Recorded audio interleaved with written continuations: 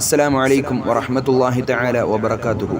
ബഹുമാനപ്പെട്ട ഇമാം യാഫിഈ റളിയല്ലാഹു തആല അൻഹു അവിടുത്തെ പരിശുദ്ധമാക്കപ്പെട്ട കിതാബിൽ രേഖപ്പെടുത്തി വച്ചിരിക്കുന്ന ഒരു ദിക്റാണ്, ദുആ ആണ് നാം ഇന്നിവിടെ പരിചയപ്പെടാൻ പോകുന്നത്.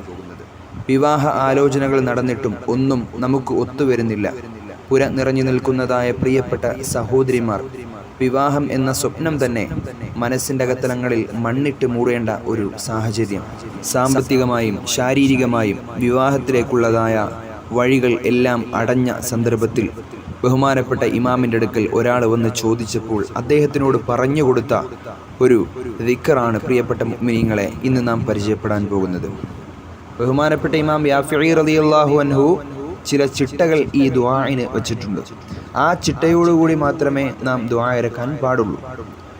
വെള്ളിയാഴ്ച രാവിൽ സുബഹിക്ക് മുന്നോടിയായി തഹജ്ജുദ് 2 റക്അത്ത് നമസ്കരിച്ചതിന് ശേഷം ഈ സ്ക്രീനിൽ കാണുന്നത് പോലെ യാ ബദീഅൽ അജായിബി ബിൽ ഖൈരി യാ ബദീഅ എന്ന ദിക്ർ 1000 പ്രാവശ്യം തസ്ബീഹ് എടുത്ത് എണ്ണം തെറ്റാതെ 1000 പ്രാവശ്യം നാം ചൊല്ലിയതിന് ശേഷം അല്ലാഹുമ്മ ഇഖ്ളി ഹാജാതി ഫിദ്ദുനിയ വൽ ആഖിറ യാ ഖാദിയൽ ഹാജാത്ത് യാ മുജീബദ് ദഅവാത്ത് എന്ന ദുആ 10 പ്രാവശ്യം ചൊല്ലുക. ആദ്യം നേരത്തെ പറഞ്ഞ ആ ദിക്ർ 1000 പ്രാവശ്യം ചൊല്ലിയതിന് ശേഷം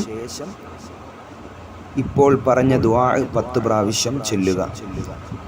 അത് കഴിഞ്ഞതിന് ശേഷം നല്ല നിയ്യത്തോടുകൂടി സുബഹി ബാങ്ക് കേൾക്കുന്നത് വരെ റസൂലുള്ളാഹി സ്വല്ലല്ലാഹു അലൈഹി വസല്ലമ തങ്ങളുടെ പേരിൽ സ്വലാത്ത് ചൊല്ലിക്കൊണ്ടിരിക്കുക.